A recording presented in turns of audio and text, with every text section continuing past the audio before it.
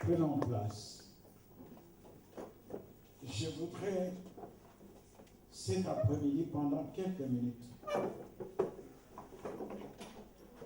nous allons parler de la restauration. Il faut que nous sachions et que nous comprenions que la restauration, c'est une affaire personnelle.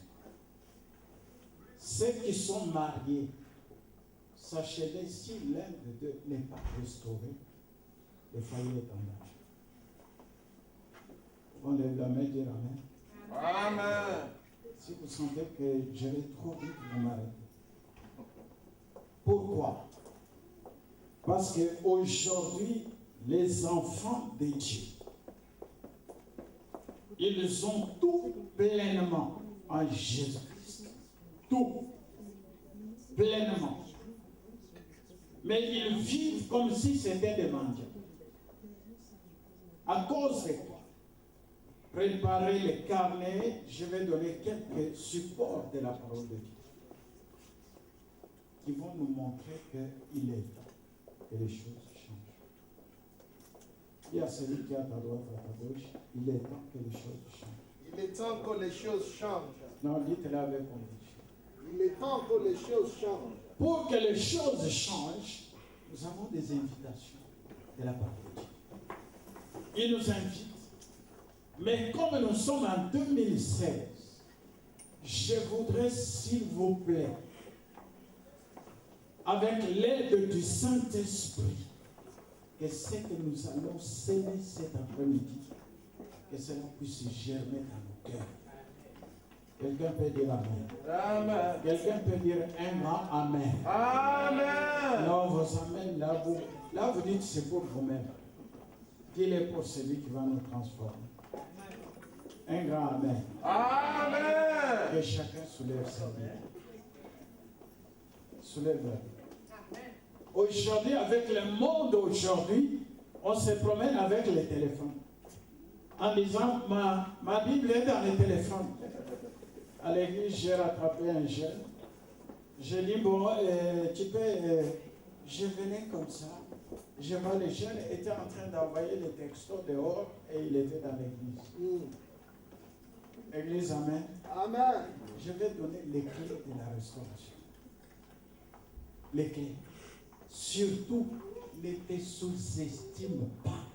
Dis à ton frère, ta soeur, ne te sous-estime pas. Ne te sous-estime pas. Dieu t'apprécie tellement, dis-le avec force, ne te sous-estime pas. Ne te sous-estime pas. Ce que tu as perdu, tu vas le récupérer aujourd'hui. Amen. Amen. C'est pour cela, pendant que nos bien-aimés s'installent, nous allons parler calmement, mais sûrement. Acceptez que la parole de Dieu vous blesse. Quelqu'un peut dire avec moi, Amen. acceptez que la parole de Dieu te blesse.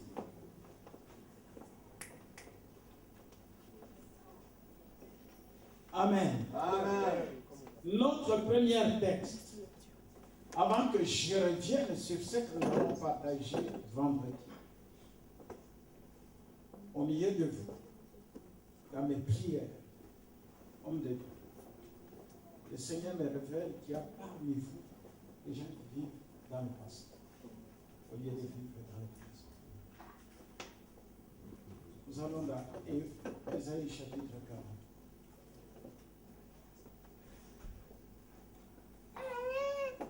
Dans Ésaïe chapitre 43.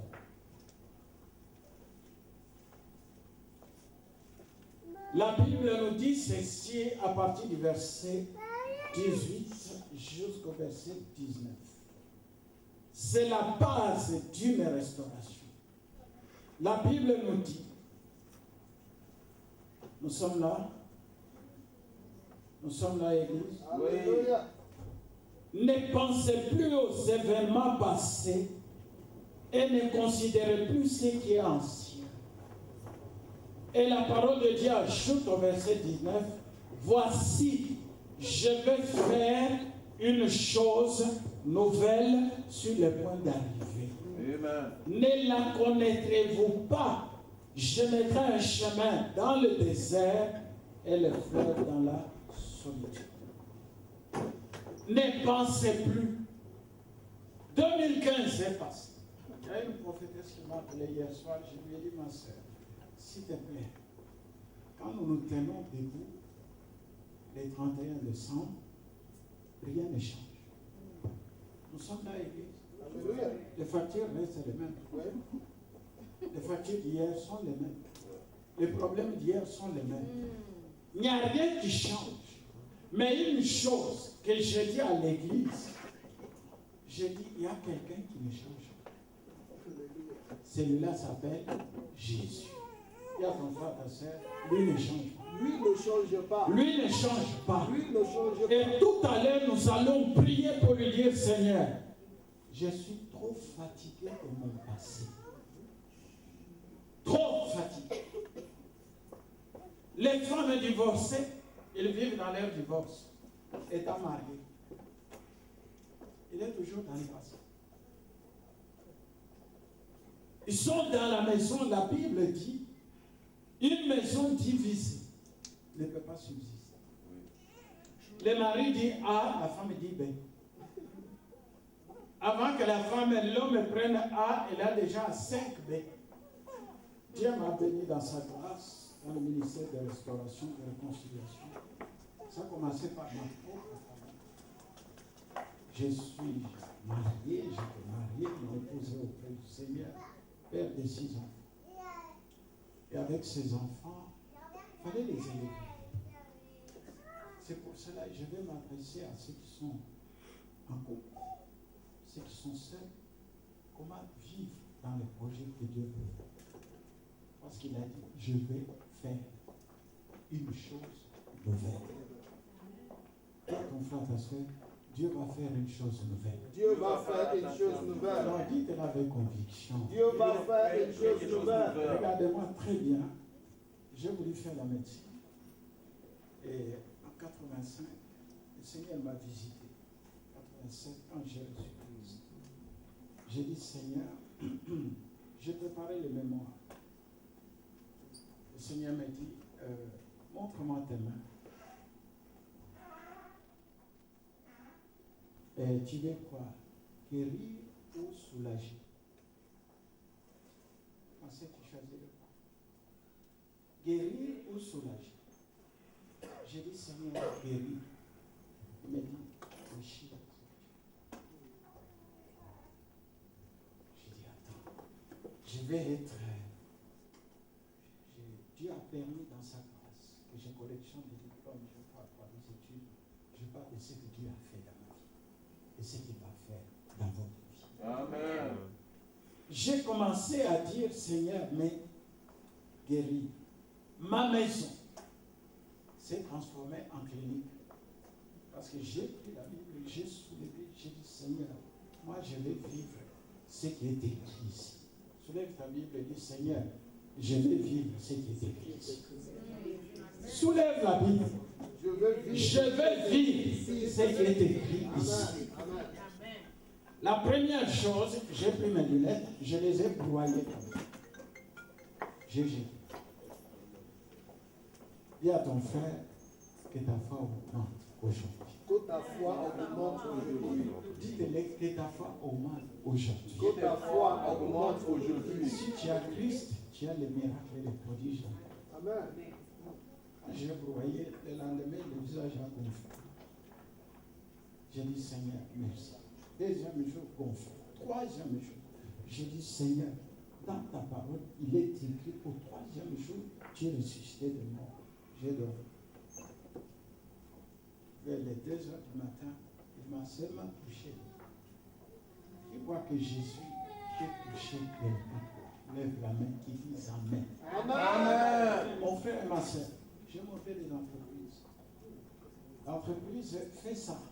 Monte très haut. J'ai dit, je suis milliardaire. J'ai monté une entreprise sans un sou. Qui ont des projets dans cette salle, levez les mains. Dans votre cœur, là, il y a des millions. Amen. Amen. Amen. Il y a des millions.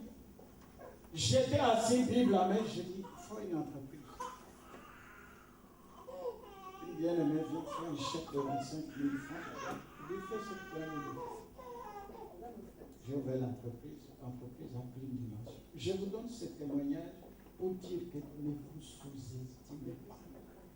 Je vais en parler. C'est une erreur de te regarder dans la glace et dire je vais changer. Si tu vas changer. Attention, l'image que vous vous donnez vous-même. L'image que tu te donnes. Soit tu glorifies Dieu, soit tu te glorifies toi-même, soit tu glorifies Satan. L'image, dis à ton frère, ta soeur, l'image que je me donne. L'image que je me donne détermine ce que je suis. Détermine ce que je suis. Quelqu'un m'entend penser ça? Parce que Alléluia. nous allons prendre un moment où nous allons prier pour que les choses changent. Et Dieu nous dit ce matin, ne pensez cet après-midi, ne pensez plus aux événements passés. Ne pensez plus.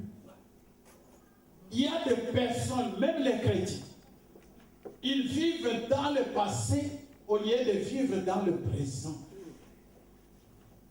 Nous allons parler de la puissance de la parole dans nos bouches. On le dit, la restauration, c'est une affaire qui dépend que de vous et Dieu. J'ai lancé un défi à quelqu'un qui ne savait ni lire ni écrire. Lire et écrire, impossible. Un frère français. Il est venu à la maison. J'ai fait ceci. J'ai tenu ce matin. J'ai dit, Seigneur, tu es celui qui donne l'intelligence. Tu es celui qui donne l'intelligence. Les frères sortaient de la DAS. Quand on parle de la restauration, à partir d'aujourd'hui, commence à considérer un peu ton passé. Comment tu gères le passé? Et ces frères, après la prière, c'est là où il me dira, pasteur, je ne sais pas lire ni écrire. J'ai dit, tu es très intelligent. Tu es très intelligent. Et ces frères, je lui ai dit, on va vers celui qui restaure. Il a accepté Christ comme Seigneur et Sauveur. Je lui ai dit, à partir d'aujourd'hui, tu es l'homme le plus intelligent. Quelqu'un peut acclamer Jésus ce soir. Ça te concerne, mon frère et ma soeur. Et ce frère français me dit, pasteur, tu crois vraiment à la Bible? J'ai dit non, je ne crois pas seulement à la Bible. Je crois à celui qui a écrit la Bible. Qui a inspiré la Bible. Il m'a guéri des yeux. Il m'a regardé, il a dit, j'étais malade. J'ai dit, j'étais mieux que 24. Bien-aimé, dispose votre cœur dans quelques minutes pour recevoir tout simplement la restauration. Et ce frère, aujourd'hui, c'est moi qui l'ai consacré, il est pasteur. Il a un studio d'enregistrement. Il a au moins 15 cahiers. Il écrit plus que moi. Sans aller à l'école. Parce que c'est lui qui nous a donné l'intelligence et la connaissance de notre Père. Église, amen. Amen. Alors, cet après-midi, Dieu te dit, ne pense plus aux événements passés. Les Africains que nous sommes, nous restons seulement avec les deuils de nos parents, des années et des années. On ne parle que de la mort. On a des souvenirs à la maison. On a des choses qu'on ne peut même pas garder. Et Dieu te dit, ne pense pas, et il te dit, ne considère plus. Dans cette salle, Dieu connaît nos cœurs. Amen. Amen. Deuxième lecture que nous allons faire avant que j'entre en détail. Dis à celui qui est à ta droite, à ta gauche, dispose ton cœur. Dispose ton cœur. Dites-le avec force. Dispose ton cœur. Allons-y dans le livre des Proverbes. Prenez note parce que la parole de Dieu est celle qui délivre, qui restaure. Dans le livre des Proverbes, dans la vie de quelqu'un, il y a des choses qu'il faut garder. Nous sommes dans le livre des Proverbes.